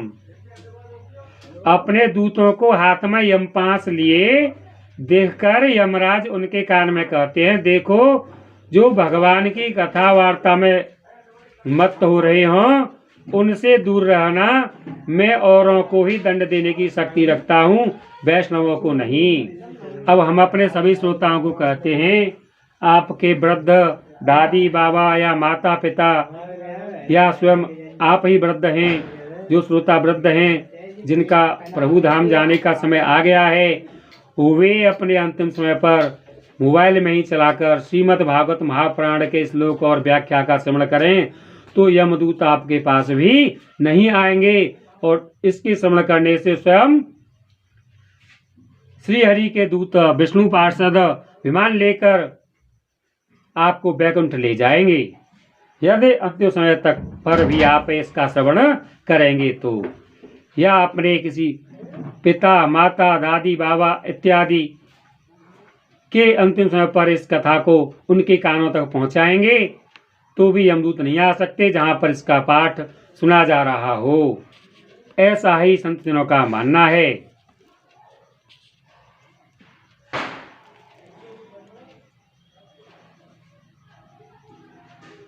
असारे संसारे विषय वे सयंगा कुलध्यः। असारे संसारे विषयंगा, असारे संसारे विषय संगा कुलध्यः। क्षणार्धम क्षेमार्थम पिबत सुख गाथा तुलसुधाम। किमर्थम व्यर्थम भो ब्रजत कुपथे कुत्सित कथे। परीक्षित साक्षी यत्र वण गत मुक्त्युक्ते कथने। ये 100वां श्लोक। इस असार संसार में विषय रूप विष की आसक्ति के कारण व्याकुल बुद्धि वाले पुरुषों अपने कल्याण के उद्देश्य से आधे क्षण के लिए भी इस सुख कथा रूप अनुपम सुधा का पान करो। प्यारे भाइयों, निंदित कथाओं से युक्त कुपथ में व्यर्थ ही क्यों भटक रहे हो। इस कथा के कान में प्रवेश करते ही मुक्ति हो जाती है। इस बात के साक्षी राजा परीक्षित हैं।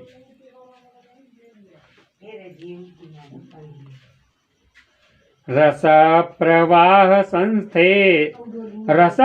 संस्थे न श्री सुके नेरिता कथा कंठे संबध्यते ये न स वैकुंठ प्रभोर भवेत। श्री सुखदेव जी ने प्रेम रस के प्रवाह में स्थित होकर इस कथा को कहा था। इसका जिसके कंठ से संबंध हो जाता है वह वैकुंठ का स्वामी बन जाता है। इस एक से एक में श्लोक को पुनः पाठ कर पुनः व्याख्या करेंगे। रस प्रवाह संस्थेन श्री सुके नेरिता कथा कंठे संबध्यते येन स वैकुंठ प्रभुर भवेत। श्री सुखदेव जी ने प्रेम रस के प्रवाह में स्थित होकर इस कथा को कहा था। इसका जिसके कंठ से संबंध हो जाता है वह वैकुंठ के स्वामी श्री हरि का बन जाता है और वैकुंठवासी बन जाता है। वैकुंठ का जो रहने का फल है वह प्राप्त होने वैकुंठ में जाकर उसे मिलता है और वैकुंठ प्राप्ति को ही मुक्ति कहते हैं। जिससे वैकुंठ मिल गया उसकी मुक्ति हो गई। श्री कृष्ण गोविंद हरे मुरारे हे नाथ नारायण वासुदेवा इति च परम गुह्यं सर्व सिद्धांत सिद्धम सपदि निगमदितं ते शास्त्र पुंजं विलोक्य जगते सुख कथा तो निर्मलम नास्ते किंचित पिब पर सुख हेतोर्द्वादश स्कंद सारम। सौनक जी, मैंने अनेक शास्त्रों को देखकर आपको यह परम गोप्य रहस्य अभी अभी सुनाया है। सूत जी महाराज सौनक जी से कह रहे हैं और हम अपने सभी श्रोताओं से कह रहे हैं, सभी दर्शकों से कह रहे हैं। सब शास्त्रों के सिद्धांतों का यही निचोड़ है। संसार में सुख शास्त्र से अधिक पवित्र और कोई वस्तु नहीं है। अतः आप लोग परम आनंद की प्राप्ति के लिए इस 12 स्कंद रूप रस का पान करें। अब ये आध्यात्म के 6ठे अध्याय का अंतिम श्लोक। श्री कृष्ण गोविंद हरे मुरारे हे नाथ नारायण वासुदेवा एतां योनियतया शृणोति भक्त्या यश्चैनां कथयते शुद्ध वैष्णवाग्रे तो सम्यग् विधि करणात् फलं लभेते याथार्थ्यान्न हि भुवने किमस्य साध्यम् याथार्थ्यान्न हि भुवने किमप्यसाध्यम्। जो पुरुष नियम पूर्वक इस कथा का भक्ति भाव से श्रवण करता है और जो शुद्ध अंतःकरण भगवत भक्तों के सामने इसे सुनाता है, वे दोनों ही विधि का पूरा पूरा पालन करने के कारण इसका यथार्थ फल पाते हैं। उनके लिए त्रिलोकी में कुछ भी असाध्य नहीं रह जाता।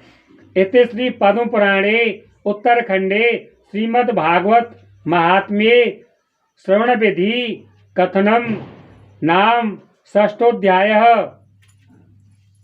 6 समाप्तमिदं श्रीमद्भागवत महात्म्यम। हरि ओम तत्सत्। श्री कृष्णार्पणमस्तु। सच्चिदानंद रूपाय विश्वोत्पत्त्यादि हेतवे तापत्रय विनाशाय श्री कृष्णाय वयं नुमः। अब हम अपने सभी कृष्ण कृपा राधे कृपा चैनल के दर्शकों से श्रोताओं से कहते हैं कि अब हमारा यह पाठ आध्यात्म के 6 अध्यायों में जितने श्लोक थे उन श्लोकों का पाठ पूरा हो चुका है। यह 11वां भाव है, 11वां भाग है। अब आगे हम प्रभु श्री कृष्ण से प्रार्थना करते हैं कि कल ही उस कथा का प्रारंभ हमारे द्वारा करवा दें कि जहाँ से प्रारंभ श्री सुखदेव जी महाराज ने कथा परीक्षित जी महाराज को सुनाई थी। अब तक जो कथा सुनाई इसमें तो केवल यही आया कि किस किस ने इस कथा को सुना है और सुनाया है और इसके सुनने और पाठ करने से क्या फल मिलता है, इसी का वर्णन था आध्यात्म में तो अब यदि कृपा हुई श्री कृष्ण भगवान की, हमारे प्रभु की, तो हम कल से कथा को वहाँ से प्रारंभ करेंगे जहाँ से कि श्री सुखदेव जी महाराज ने परीक्षित जी को कलयुग के 30 वर्ष बीत जाने के बाद यह कथा जहाँ से सुनाना प्रारंभ किया था, वह श्रीमद् भागवत कथा का प्रथम श्लोक जो सुखदेव जी महाराज ने परीक्षित जी को सुनाया था, कथा वहाँ से प्रारंभ होगी। तो उसमें जो प्रारंभ होगी उसका पहला श्लोक हम आज इस भाग में भी बोल देते हैं और कल पुनः से बोलकर प्रारंभ करेंगे। ओम तत्सत्। श्री गणेशाय नमः। श्रीमद् भागवत महापुराणम प्रथम स्कंदः अथ प्रथमोध्यायः। श्री सूत जी से शौनक आदि ऋषियों का प्रश्न। मंगलाचरण। इस मंगलाचरण में हम सबसे पहले श्री कृष्ण भगवान को प्रणाम करते हैं। कैसे करते हैं इस श्लोक के द्वारा आप भी सुनिए। सच्चिदानंद रूपाय विश्वोत्पत्त्यादि हेतवे तापत्रय विनाशाय श्री कृष्णाय वयं नुमः। और श्री कृष्ण भगवान से प्रार्थना करते हैं हमें ये वरदान दें कि हम इस कथा को कल से ही प्रारंभ कर दें और सुखपूर्वक, शांतिपूर्वक, प्रेम पूर्वक, निरोग रहकर, भक्तिमय होकर, धनयुक्त रहकर धन प्राप्ति होती रहे। और हम इस कथा को कल से प्रारंभ करके 1 वर्ष पूरा हो उससे पहले ही पाठ पूर्ण कर दें और हम श्रोताओं के लिए, दर्शकों के लिए इसे सुखसार को, श्रीमद् भागवत महापुराण के अमृतमयी पाठ को YouTube चैनल पर डाल दें। और प्रभु से प्रार्थना है कि आप शीघ्र ही हमारे चैनल पर ऐसा कर दीजिए कि हम लाइव इस कथा को पाठ कर सकें। और हमारा यह भी वचन है श्री कृष्ण भगवान की कृपा से आज हम अपने घर के छोटे से मंदिर में पाठ प्रारंभ कर चुके हैं और आगे चलकर कहीं दूसरे मंच पर भी हो सकता है यह पाठ किया जाए और पूरा भी हो। इसमें भी हम श्री कृष्ण भगवान से पहले ही कह देते हैं, यह श्रोताओं के आग्रह हुआ तो किसी दूसरे मंच पर भी हम आगे बची हुई कथा को पाठ कर सकते हैं। अब वह प्रथम श्लोक बोलते हैं जो सुखदेव जी महाराज ने परीक्षित जी को सुनाया था।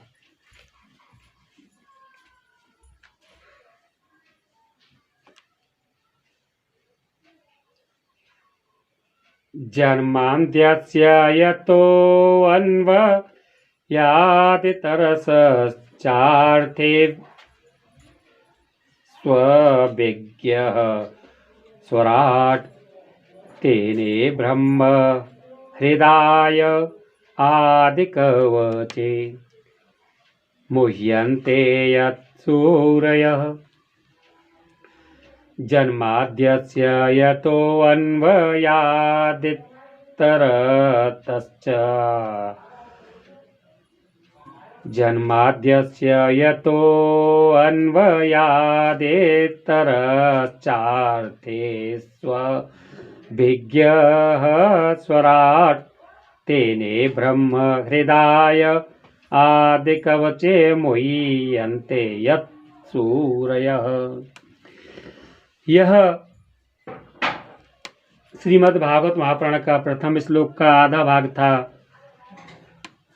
इसे पुनः पाठ कर पूरा करते हैं और इससे को इसके पहले पुनः प्रणाम करते हैं इस श्लोक के द्वारा।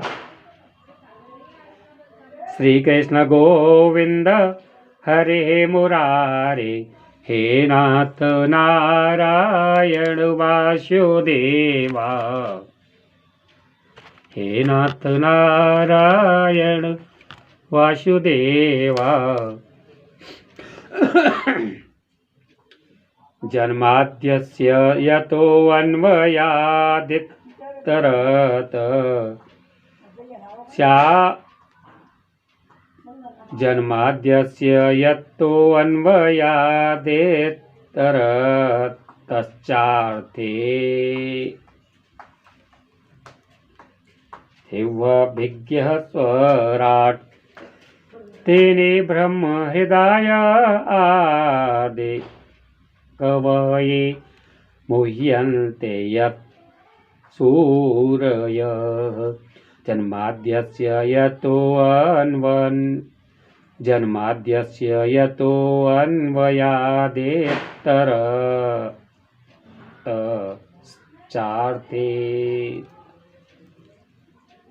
स्वभिज्ञः स्वराट् तेने ब्रह्म आदि कवचे मुह्यन्ते यत् सूरयः।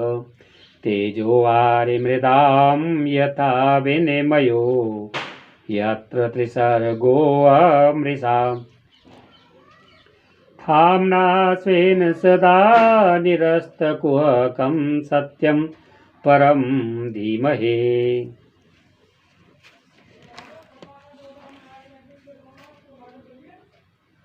जिससे इस जगत की सृष्टि स्थिति और प्रलय होते हैं, क्योंकि वह सभी सद्रूप पदार्थों में अनुगत हैं और असत पदार्थों से पृथक हैं, जड़ नहीं, चेतन हैं, परतंत्र नहीं, स्वयं प्रकाश हैं, जो ब्रह्मा अथवा हिरण्यगर्भ नहीं।